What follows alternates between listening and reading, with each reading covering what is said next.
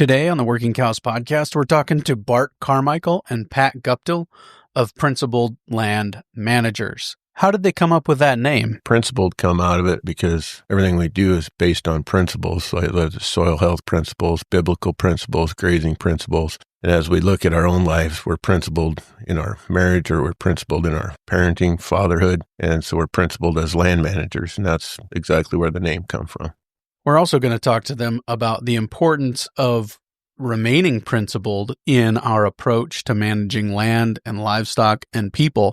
I was taught years ago by Ian Mitchell Ennis from South Africa, form follows function and function is to reproduce. That's basically it. If you chase the markets, you're always behind. If you stay in one place, you're kind of like a broken clock. You're right twice every cycle. As well as what they call their style of management. Creative grazing is what we call it because we're working with creation and we're creating health and wealth. All that and more on this episode 428 of the Working Cows podcast, brought to you by PowerFlex Supply and Range Ward. Welcome to the podcast that gives producers a platform to discuss and share paradigm-challenging practices. Practices that have increased the effectiveness of their operation and the joy that their families have received from this lifestyle.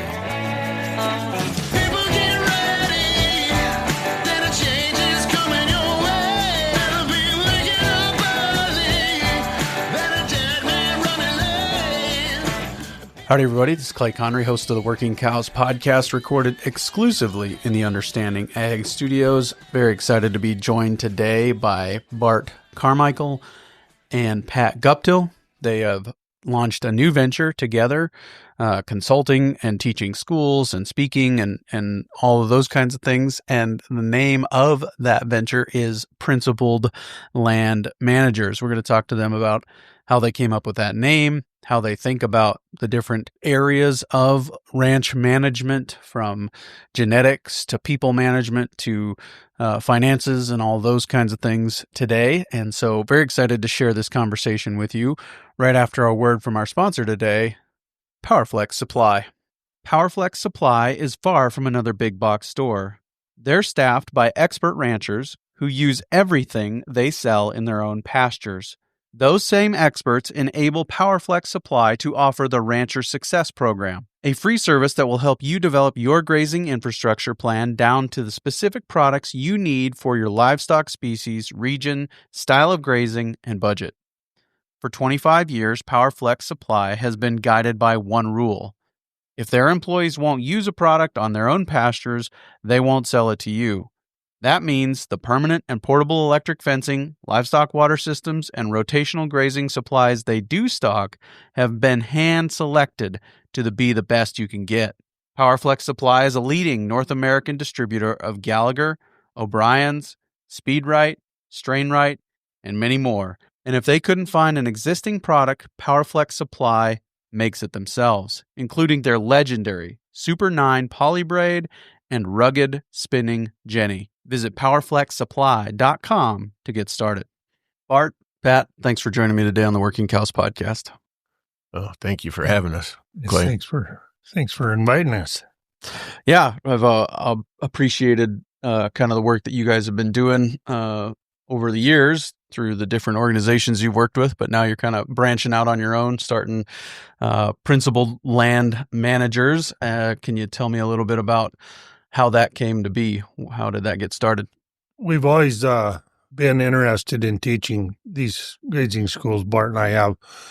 And we both got together through the coalition and knew we needed to do more. And we just got to talking about it and thought we could do as good a job or better, reach more people if we just start our own school and own business and that's kind of how that fell into place. So, And it come together with, I was doing some one-on-one ranch consulting and Pat was doing a few. And so it's like, let's join together and do this together. And so then we was trying to come up with it. And I asked one individual what people said about us behind our back, so we could come up with a name. And I thought whether we'd get something crazy. And that was one of the words, was crazy, but that we probably won't ever get to that point. Well, but we just want to help people to get as far down the road as they want to get to that point. And so like principled come out of it because everything we do is based on principles, like the soil health principles, biblical principles, grazing principles. And so as we look at our own lives, we're principled in our marriage, or we're principled in our parenting, fatherhood. And so we're principled as land managers. And that's exactly where the name come from. I actually was trained early on in my ministry career to value principles over practices. And the principles stay the same no matter where you're at, but the practices might change depending on context and some of those things. So I appreciate when people hone in on how key principles are to just consistent quality management. The principles, like you said, they overlay everywhere. And if a principle is really true, it should lay everywhere. And so that's where we've come to the point and just work off them principles, and little practices might change here or there, but the general direction is the same. Yeah, the one of the big things about that is we go to different places, and the idea is it don't work here. Well, I've learned what I'm doing is in the Sandhills and the guy from South Africa, and it worked for them. It should work for the rest of us. Yeah, for sure. Well, Bart, we've talked to you many times on the podcast, and people can kind of get a sense of your operation from that. But Pat, this first time, can you kind of tell us a little bit about your context, what you have going on, where you're doing it, and some of the things that you've been paying attention to over the last number of decades? Yeah, well, the biggest thing that I noticed in my ranching career is looking down on the ground, it didn't look healthy just because of the bare ground. So, and our ranch is predominantly cool season introduced grass. And instead of us trying to farm it up and figure out how to replant native, we figured out how we need to handle it to make it work with what we have. And it turned out this intensive grazing, or high stock density has really turned things around for us, makes it work. There are certain times of the year that it kind of fails us, but we know that now, and we're kind of ready for it. And of course, we're learning every year. Things are different. And when we started out, it was kind of like we're setting out on a limb all by ourselves. We didn't know who to talk to. There wasn't anybody around. And pretty soon I started meeting people that are kind of doing the same thing. Then I met Bart, and that kind of pushed me down the road pretty fast after we got to the point where we can bounce things back and forth between the two of us. So it just is a kind of rough road there to start with, but I don't want people to make the same mistakes I did. So that's kind of why branching out and trying to teach people how to make things work better. And don't worry, I'm a professional. I leave my phone when we're. But yeah, no, I appreciate that. And I think one of the things, the South Dakota Grassland Coalition's focused locally, and you guys are already branching out and doing things, at least in this region, the 5-state region. You've been in North Dakota, Montana? Yep. We actually have a school booked this July for Montana. Been in North Dakota, been consulting in Montana. We've done 2 grazing schools in Nebraska, looking into Wyoming and going back to Nebraska. Yeah. Some talk of Nevada, or Arizona and Nevada both. Nevada. Nice. Yeah, possibly there. So I've been to Wisconsin, worked with some organization out there a little bit, not a lot, but trying to get our foot in the door out there also. This should come out right around the middle of April. There's somebody in this room who has a bull sale towards the end of April, and so I figured I'd get that out before there. Yeah, Bart's bull sale, wedge tent, Angus Ranch bull sale will be is that April 24th, 23rd, yeah. April 23rd, 24th was probably last year. Yep. April 23rd at Faith Livestock, and so all of these principles kind of get lumped together into what you're doing there too with the bulls and having the right genetics that fit and can survive this style of management and all those things. So yeah, and that's been our goal the whole way through, is I guess when we started this deal, I've talked about being a cow man and wanting to be a cow man, then realizing I was a grass guy.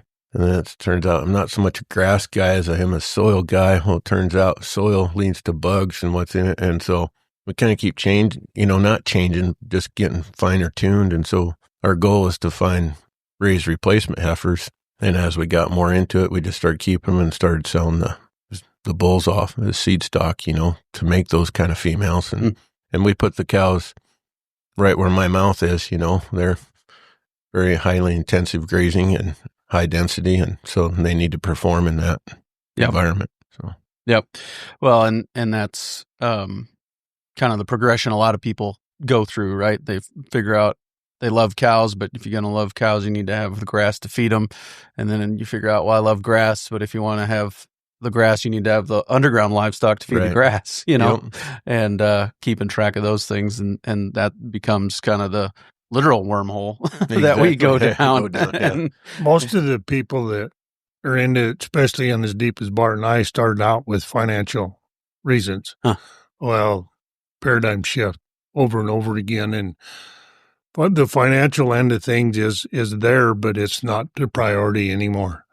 With us, it hasn't been the priority for quite a while. So it's the soil health. Yep. And that's the basis for the whole thing that we do is protect soil health. Right. But the soil health drives profitability. I mean, once you start there, you're going to change the way you do everything, right? Mm-hmm. I mean, up to and including, well, I paid $170 a ton for this hay, but if I waste it, there's some dollar amount of value for wasting the hay on the ground, or whatever. Exactly. You're building soil health. And it's when you focus on the soil health side of it, the smaller points, everything else expounds off of that. When you focus on, like when I first started, my goal, because that's what I heard you could do, is to double cow numbers, Well, we just kept trying to do it. And then our paradigm would shift a little bit. And once we started focusing on the other things, the smaller things, the soil health and whatnot, then pretty soon the cow numbers doubled. But you worked your way through that. And like both of us, we knew people or heard of people. And I actually had the mindset of I couldn't go to Missouri or even Chamberlain because it rains there, And so what are they going to teach me? Well, I was trying to learn on my own and then talking to people and trying to reinvent the wheel, and so make a lot of mistakes. And I think a lot of people go through that. And so we try to come from that paradigm, of where you're at and try to work forward. We don't want people to make them same mistakes because, as Pat mentioned earlier, and once we met each other, we're only, maybe 90 miles across as the bird flies from each other, but didn't know each other, met each other at a ball game and then started working together and developing those principles that we talked about that work. And so, what do you think of this idea? I don't know, but you bounce it off them principles. And so then your paradigm shifts again. And it's been really a fun journey so far. So. Yeah. Tell me about the school. Like, what have you guys, are they kind of tailor-made? Are they all the same number of days, or how do you guys approach that? They're usually the same number of days. We do change them a little bit. We tweak them, do different things. And if they want something special, we'll try to get into that. But basically, what we teach is how to protect soil health and keep your cows on the gain. And it's a progressive school from day to day. If you miss one day, you kind of have a hard time catching up. But they're pretty much the same principles everywhere. Mm-hmm. Yeah, and so we go through, principles of soil health, work our way through that paradigm shift and get people thinking different. And like I said, one talk leads into the next, and then each day leads into the next. And we split everybody into groups. So every group of people get their own set of cattle. So we'll have fences set up there to an extent, and then teach everybody how to measure the grass, what's actually there, and then give each group a different allocation of target of what to leave behind. And that's what we're after. It's not so much what you take, it's what you leave behind. And then they'll measure that, and they get to turn their cattle in for 24 hours. We come back 24 hours later and then reallocate, measure what was left, and then measure your next spot. And it's kind of eye-opening because it's what, it's like last summer we had women's grazing school at our place, and these ladies were like, whoa, we took too much. Well, they measured, well, it was right on the money, and but it was kind of mind-blowing. You're training your eye to what's there and seeing it happen in 24 hours versus 3-4 months, and so, and a lot of times comes down to, we talk about, pastures aren't overgrazed, but plants are overgrazed, individual plants. And that's the ones that we're trying to protect, that plant, so it can get its roots down, put sugars in the ground, store carbon, regrow, and have that time off then. So, yeah. And that's the, why we see a lack of diversity on the landscape in general, is because plants are overgrazed and they're not able to grow and express themselves. Would you agree with that? Oh, absolutely. Yeah, that's really what it comes down to. I think once we started extending our recovery period, the diversity just has skyrocketed. And that's one of our principles. The Bible says to rest your land every 7th year. And so that's one of our principles. Now, the practice in that might look different for each person, and ours, my individual place, is we leave a 7th of it out. And so every 7th year, one gets a whole year's rest. And once we started doing that, we've seen plants that nobody has seen, and we had a tour there at one point, and from the top of the butte down, we stopped counting at 120 different species of forage or shrubs and forbs and whatnot. And so the diversity is just taken off because it has a chance to express itself and grow. So the whole school evolves around the cattle, the allocation, not the cattle, but the allocation.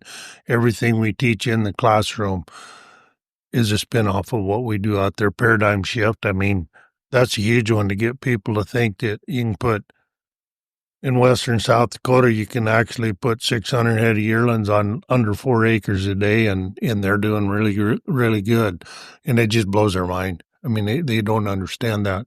But then the health of the cattle, we go through a lot of that in several different places. But the whole thing evolves around what we do with our cattle. And the pasture allocations are actually what Bart and I do year-round on our place. Different things in different areas and different times of the year. It's kind of the way we operate our places. So teaching people to see what this area needs, what it has to offer the cattle, and what it needs. I think a lot of times it comes down to, there's a lot here, or there's plenty here for them to stay this long, but there's also bare soil here that we want to cover, so we're going to leave more here than we would if the soil was totally covered. Right. Let's take a quick break and hear a word from our sponsor today, Range Ward. Range Ward builds all-in-one solar-powered electric fencing machines for the serious grazer. Their units feature powered reels, built-in solar chargers, and step-in post storage, saving you labor costs, increasing your profitability, and enabling you to spend your time on other projects. Range Ward's time-saving machines can be found on hundreds of thousands of acres across Canadian and U.S. pastures, ranging from small hobby or homestead farms to massively privately owned and corporately run pastures and grazing co-ops. Every unit is designed from the ground up to include feedback from working producers and is built in Range Ward's advanced manufacturing facilities in the U.S. and Canada. Range Ward offers a full lineup of fencing solutions, from the Power Grazer, capable of handling 30 miles of fencing, to the all-new Power Reel, delivering Range Ward quality and efficiency in a lower-cost package that will mount to an ATV or side-by-side. To learn more, visit rangeward.com. So are you guys looking for host ranches then? Like if somebody wants to reach out to you and say, hey, we want to host a school, or how have you approached that so far? That's one of the things that we haven't got into at this point, but we just started. But yeah, we will put on the whole school, but we need a host. And the basic things we need is a place to have a classroom, motels for the people to stay, and cattle that aren't going to leave. Yeah. We've been there, done that, so. Those cows that when you open the gate and they're a quarter of a mile away, they got their head up looking at you. Those may not work. They need to be used to electric fence for sure. Yeah. Yeah. Like yearlings. But as of right now, what we've been working with are actually groups. Oh, sure. The Nebraska grasslands, North Dakota grazing lands, Eastern Montana regenerative ag, so they're hosting us right now, putting it on. There is an individual that we're talking to that wants to host one himself. And that might be coming up pretty shortly. Yep. And then, but then also just helping people through it, which, it's best if they can go through a grazing school first. In fact, we've told people that, that want us to come consult. And it's like, the best alternative, and we want to work with anybody and everybody, but yet if we got to go and try to teach all them principles right off the bat, it gets too expensive. So if they attend one of our grading schools, then we can come and help. Then we can flow from there, a lot easier. Sure. So, yeah, up to and including a Soil Health Academy, Ranching for Profit, go to a school, kind of get that foundation there. And then, and the language and some of that. Yeah. Sure. Yeah. And we recommend all those. I had a guy that asked me the other day up in North Dakota, we were up there at our annual conference, and asked if I'd help with his farming. I said, no. And I said, it's not my expertise. Ours is grass. I said, unless you want to plant the grass, I said, I can help you do that and base it. And he goes, so you'll help me with my marriage counseling? And if I was fighting with my wife, I said, yeah, we'll go through that. And he goes, but you won't help with the farming. No. He's like, Bart's like, well, I've been married, but I've never been a farmer. Yeah, there you go. Yeah. Yep. I appreciate that. Yeah, let's talk a little bit about, kind of some of the specific focuses of the school. What are some of the things that you guys are focused on? I mean, we've talked about some of that, the paradigm challenge, the soil health principles, those kinds of things. But, I'm thinking mission, vision, relationships, some of those things that you guys are that are going to make up the content of the school. Yeah, we go through that, go through creating a mission and vision statement for each one, every operation to come up with that and walk them through the ICA process to do that. We use that as a tool. And there's several dynamics to that and we've always said, you could be the best grazer in the world and still fail. If the family isn't on board and some of these other things, and you're not paying attention to cattle health. So we talk a lot about paying attention to what the cattle fill is, if they're getting enough, what their nutrition levels are, and we'll kind of go through some manure stuff with that. And then, like you said, the paradigm shift, the mission, vision, communications with the family to get everybody on the same page, and giving an outlet for that, because, there's some people just never say anything and go along, or they're resentful for it. So we want that to all come out and work through that as a family operation, and the ultimate goal for us is, one, to stop overgrazing and desertification, but also to get that next generation to want to come back to the ranch, and have a place for them.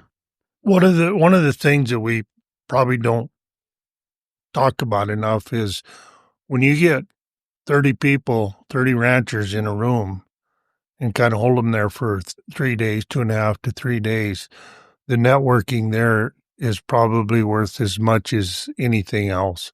Mm-hmm. And that's where Bart and I were kind of behind everything until we got to networking between the two of us, and then our networking just expanded after that. But that's one of the huge things, to get that to work, plus give everybody an opportunity to express their questions or comments or anything throughout the school. I mean, that's one of our big things that we probably don't put out there in front of the people until they get to the school.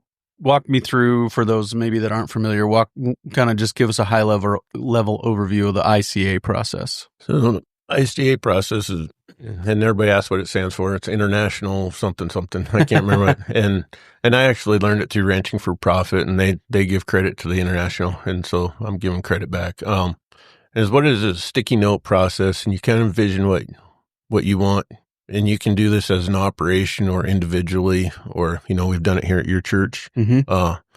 What you want that to look like in 3 to 5 years, and you want to envision it. So everybody then write down on sticky notes just one thought per card and kind of go through that and just write as many cards as fast as they can. And then if you have more people involved, it helps. So we try to get a couple that's there at the school or something to come together, and we bring them together and we separate them into groups and try to make sentences to come up with a paragraph. So, and we might have an area of family, and ecological stuff, grassland, soil health, that kind of stuff.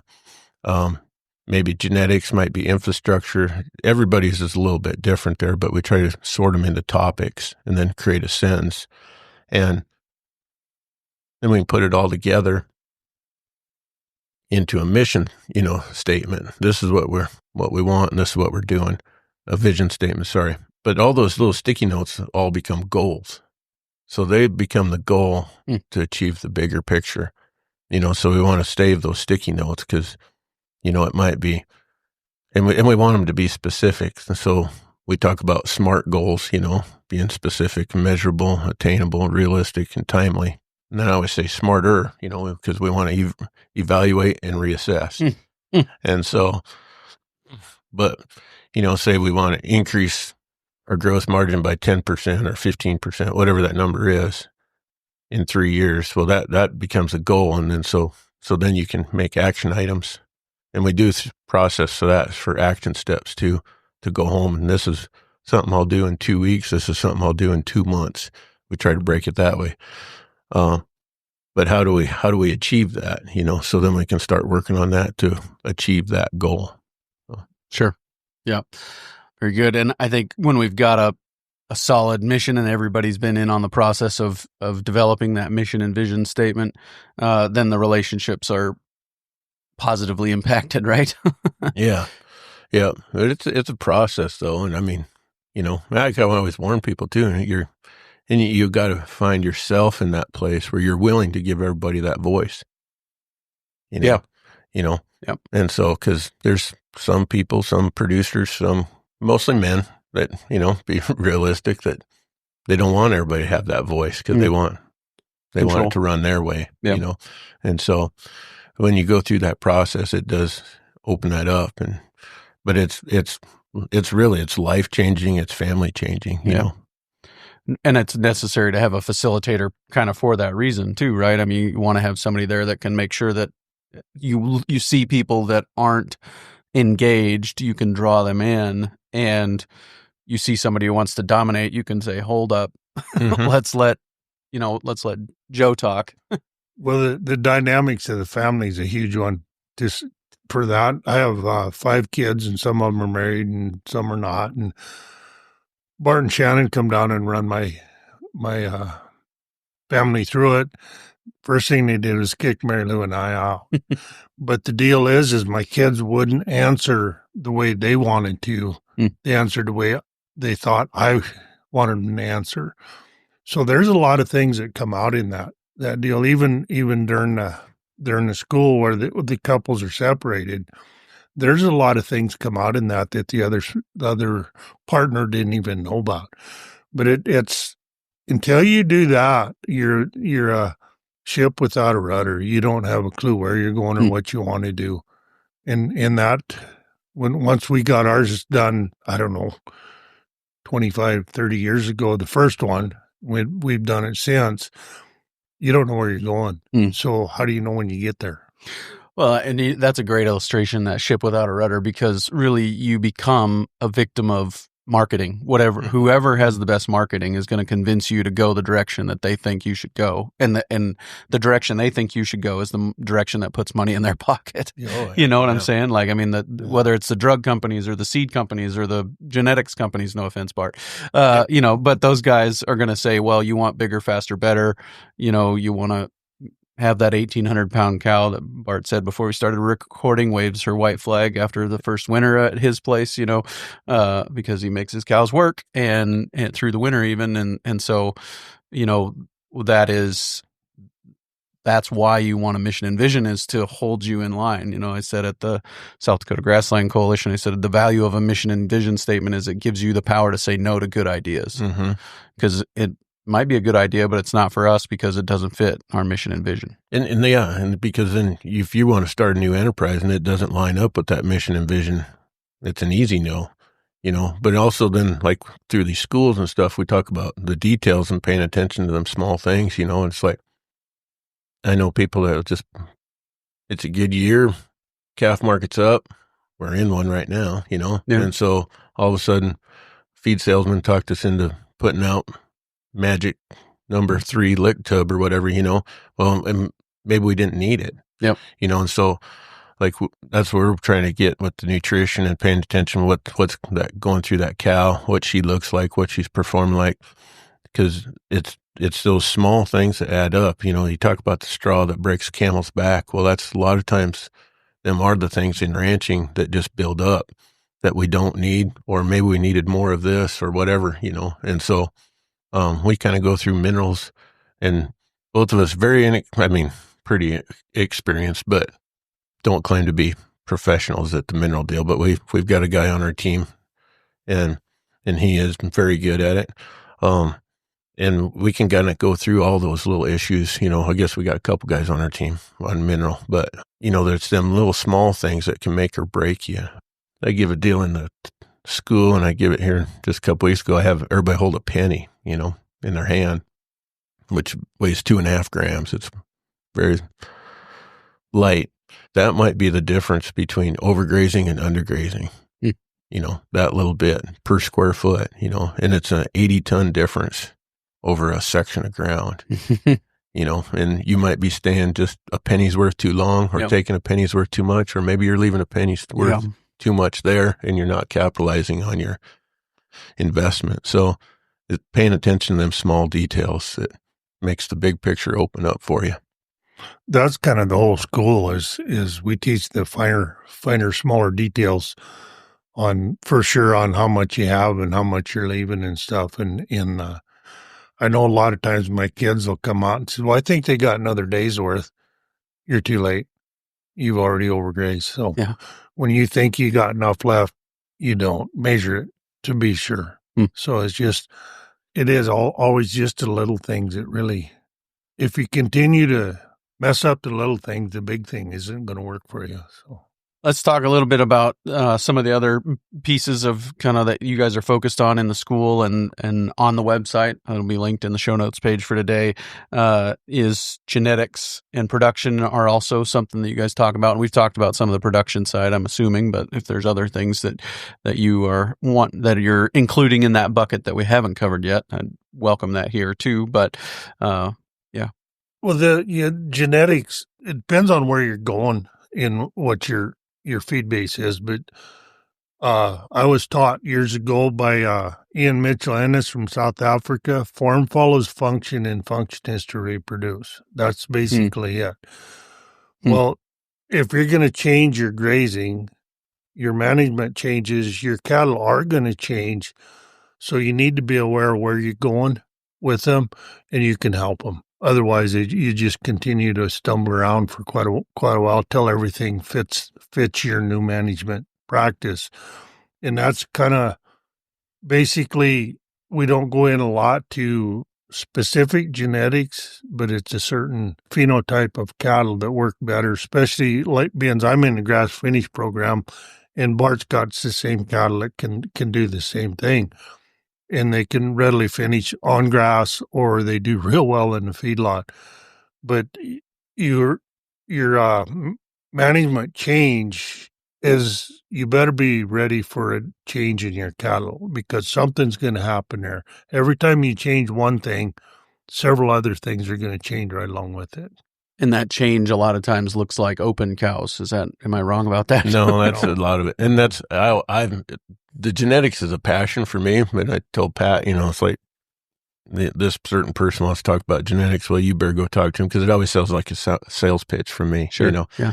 But yet I'm very much passionate about it. And so there's little things to fine tune. There is no perfect cow, but we're always striving towards that. And so there's little things we can always correct or whatever, or add more capacity or more, fertility. And I agree with Pat on that. And, so like genetics, as far as production side, genetics and production going together, chasing that big cow, that big calf, is probably not always the most profitable thing.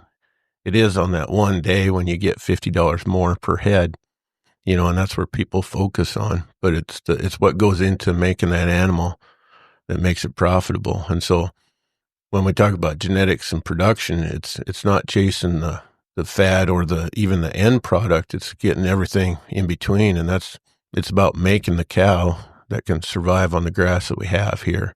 We're not against any of those other things. So we still want a tender steak, we still want a decent, respectable weaning weight. We want a yearling that can grow and do well. We want all those things, but those are the benefits of having the good cow, And so, but if you just chase the end product, then we're left with a cow that can't survive in this grazing system, I think that the way that most people think about it is that if I don't have that cow that the packer wants or the calf that the packer wants, I'm going to get penalized. Do you think that the penalty is really that big, that it should influence your bull selection and those things? I don't personally. It's somebody's going to buy your calf. Somebody, they're always going to go. So Doug Ferguson was talking about, this line of genetics, and people kind of stay away from it. Well, he buys them and he loves them because they gain well, and he makes money on them. So, they come in lighter, but then he can buy them and trade them and he makes money on them and they gain well. So well, like Pat said, form follows function. Function is to reproduce. All of this is connected. Everything from microbes to cows that'll reproduce. It's all connected. I mean, we're managing wholes here, right? But a cow, Johann Zietzman, fertility is a function of fleshing ability. Same idea. Yeah. That's the same idea. That if you want a cow that can reproduce without help, you need a cow that can stay fat without help. That's it, right? Easy keeping, easy fleshing. That's also, now her ribeye might be different shaped, might not be the same size, but it's going to be marbled because that's fleshing, right? And it's probably going to be tender. No, and it's going to be tender. So because that's butter fat. We can get into that. Yeah. So, I mean, we could go down rabbit trails on that, but so there's things to look for that we do in that too, that for the higher butter fat, in a cow. Steve Campbell talked several. But so there's signs for that. So them are, like I said, them are all just bonuses of having that cow that is grazing on pasture, So like our goal at one point was just to have, when we started this, we kicked out the whole idea of summer pasture, cabin pasture, and we just started using the rotation. And so our idea was to have a pasture that could be grazed at any time of the year and have a cow that will do it. And if you're going to post that on Facebook, though, make sure you're on the Working Cows page, not your personal Facebook page. I posted, I was just trying to be funny. I posted, let's normalize not having pastures known by their season of use. And I accidentally clicked the wrong button and posted it to my personal page rather than the Working Cows page, which I got a bunch of, crazy zealots over here on the Working Cows page. They're all for that. But the people on my personal page, maybe not as much. Yeah. Pat, I interrupted you earlier. A lot of the things we do chasing markets, if you chase the markets, you're always behind. If you stay in one place, you're kind of like a broken clock. You're right twice every cycle. But we kind of go into the lower inputs more so than than anything else on that, and being more efficient with our land and extending our grazing and through the winter and stuff. I mean, the longer you can graze, the cheaper it is. Yeah, the easiest money to make is money you don't spend. Yeah.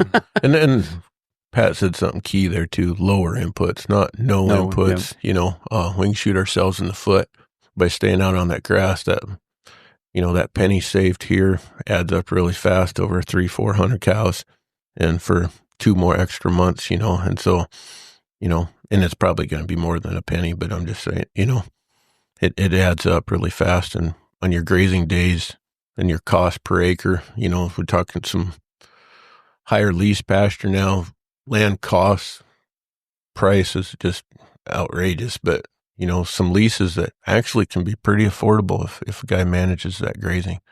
Yeah, if you can lease them by the acre, not by the head, you get paid. Then you get paid for your management. Yeah. I've always heard that 80% of your cost to your raising calf is winter feed costs. Well, if you can lower that, man, that's the fastest way there is to make money. Can you guys talk to me just about where you are at as that goes, as far as winter feed costs goes? What are kind of the benchmarks that you've been able to hit personally in regards to that? Like cost? Or just even kind of where you started maybe when you were starting on this journey and where you're at now as far as tons fed per cow or any of that? Do you have any idea what that might be? Well, yeah, not totally, but like when I first started, we pretty much 6 months grazing, 8 months, or 6 months of grazing, 6 months of feeding. And then we changed it to 8 months of grazing, 4 months of feeding. And now it's really variable. And I know Pat's the same way. It might be, I think the lowest I've gotten down to is 2 weeks of feeding. Now it ranges from 2 weeks to 45 days, sometimes 2 months, depends on what's going on. The conditions are always different there, so we never try to lock ourselves into this is what we're doing now, Yep. I know here a few years ago, I was kind of disappointed in myself. We had a big snow and an ice deal. And I, along with everybody else, I started feeding cows the 6th of December, and I was embarrassed, it's like, but everybody else is feeding cows too. It was just a storm, The thing is staying adaptable to that. And by the 15th of January, we were back to grazing. Mm. Well, most people, when they start feeding, that's just it for the rest of the winter, Mm-hmm. So being adaptable to that and letting them cows learn that they're not always going to be fed, sometimes they got to go out and get their own groceries. Mm-hmm. Even like this summer, I think it was at like 65 cents a day or something, per pair grazing. That was just grass, land cost grass, Mm-hmm. Mm-hmm. But that's pretty tight managed grazing. And then we add salt and mineral and whatnot into that. And so, but a guy can get it pretty reasonable. But that's always changing. And I don't know if there's. But even your feeding strategy changes too, right? You're probably not feeding in the same place every year, and you are using other strategies like bale grazing to reduce the diesel and, wear and tear on equipment and all that kind of stuff too, right? Right. Yeah, I am. And, like now, the cows just come off bale grazing, but they've been on there like 30 days, and we want our calves to go through that a little bit before we get them weaned. I kind of try to use one of them training tools that here's what's going to happen when you're a cow. And 14 of those 30 days were below zero, so it's understandable that we were anywhere from 20 to 35 below, so plus wind chill. And that's what's actually come about in our bale grazing more than snow cover. When we started that, it was like, well, we'll use it when the snow gets deep or crusted or something. And what we found in the last several years is more than the grazing or the snow cover and crust is that we use it in that 30 below stuff, which then you're not starting a tractor. That's when you bust hydraulic hoses. That's when and so we can use that bale grazing and go move an electric fence every third day. Yeah. And it's way less input, and we can rebuild the soil where we're doing it at. And it's a windbreak. Yeah. Right? Every bale is a 5-foot windbreak. Yeah.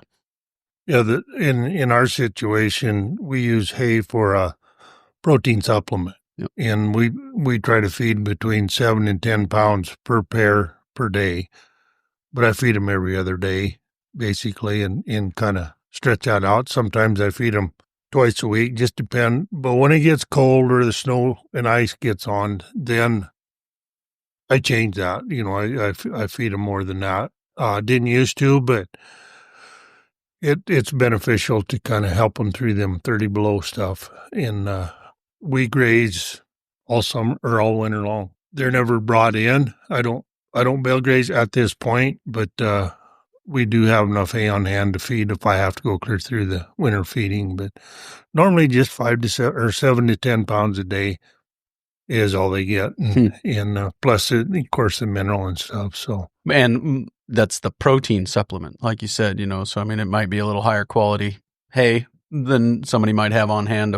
If you're going to substitution feed, this might be a little higher quality hay, but you also don't have range cubes or cake or whatever that you're taking out there, or protein tubs or whatever you might be using instead. This is doing that work. Is that right? In general? Yeah. That's what you're shooting for. Well, and one thing about that is too, like for protein supplement, it just needs to be higher quality than what's out there.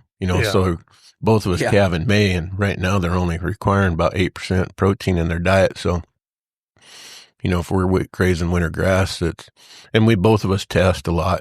So say it's 6%, we need 2% added to the diet. We don't need a huge influx of protein. We just need some. And so now, like, I sent a picture the other day, but now we're starting to get some green grass coming underneath some of that, and that's one thing about that recovery period too, is we have enough canopy there that, most of the time we can graze green grass all year long. And that's kind of mind blowing to most people. And it's there, and we always have grass to go to. Yeah. Just for reference, this is February 25th. Yeah. So, so like yesterday I found green grass, and that was on top of a hill, on a ridge. And so that becomes a protein source at that point, so once we can start counting on that more, then depending on where we're at.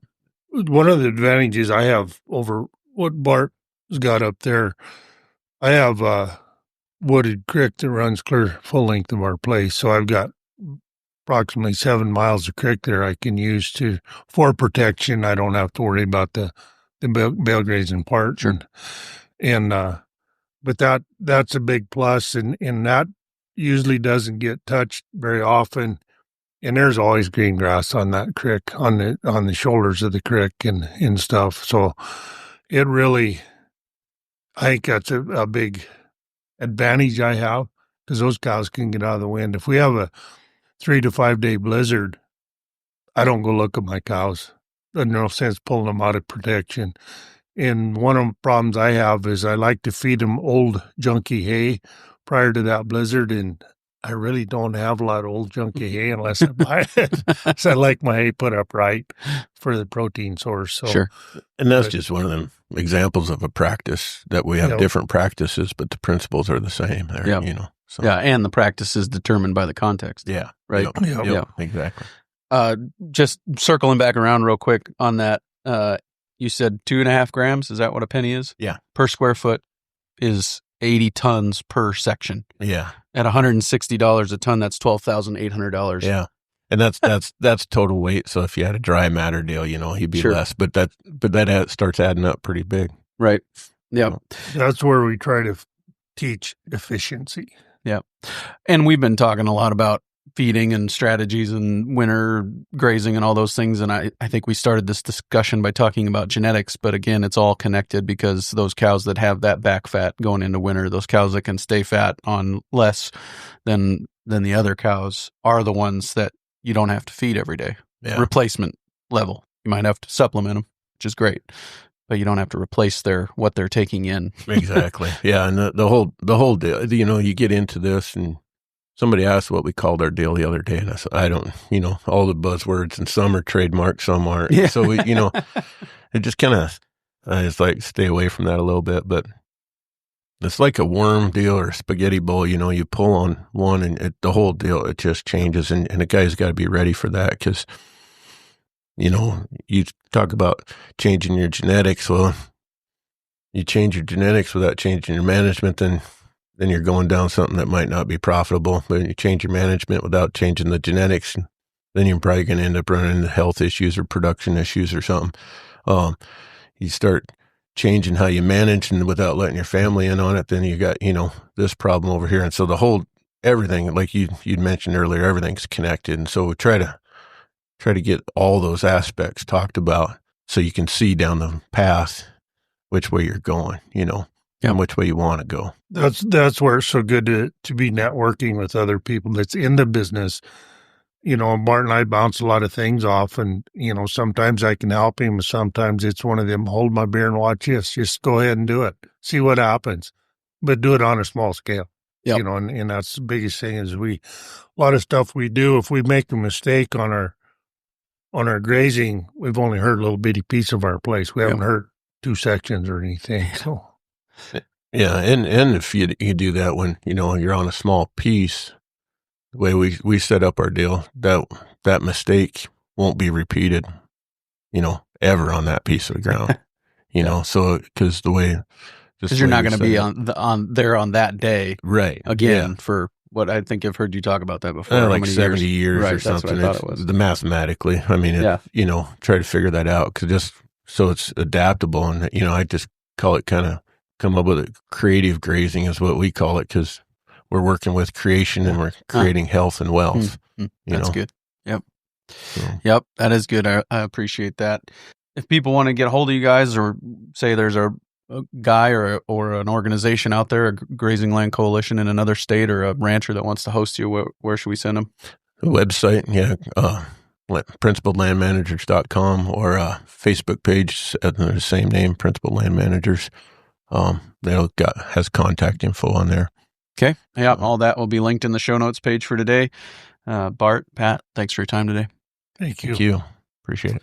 Very good stuff there with Bart and Pat. Really appreciate them taking the time to travel up and sit down with me live in the office and record these things. And as I said in the course of the interview, feel free to head on over to the show notes page for today, workingcows.net/428, and check in on what they've got going on and see what it takes to bring them to your neighborhood to do the work that they have been doing. Very much looking forward to next week on the Working Cows podcast. We're going to talk to Eric Jasinski. He is a member of the team there at Ambrook, and we're going to talk to him about the idea of what gets measured gets managed, and how do we go about measuring what matters so that we can manage what matters.